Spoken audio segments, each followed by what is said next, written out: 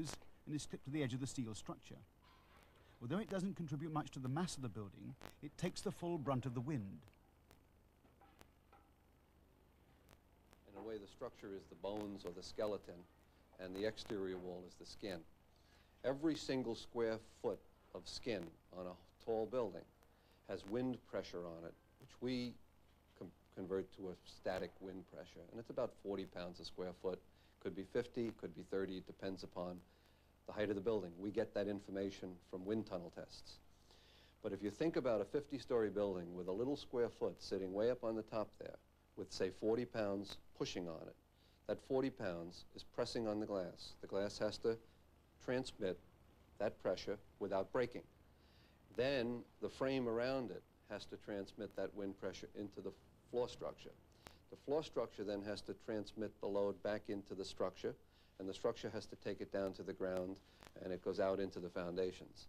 If you take an example like the World Trade Center, which is about 1,300 feet tall and about 200 feet wide, there's approximately 260,000 square feet of area on the windward side. And if we use a number of 100 pounds a square foot, that means there's 13,000 tons of force tending to want to push the World Trade Center over and slide it on the ground. That force has to get down into the foundations. And that's what we use to design the buildings. We take the forces from the top and we make sure they get down to the bottom. Well, 13,000 tons is a lot of force. People always talk about an airplane crashing into a building. And in 1944 or 45, a plane did crash into the Empire State Building. But the largest aircraft flying today, at least commercially, the 747, fully loaded, is on the order of 300 tons.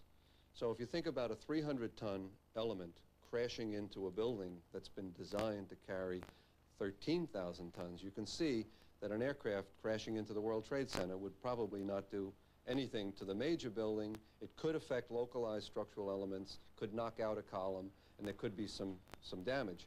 But as far as a plane knocking a building over of that type, that would not happen. Engineers today seem pretty confident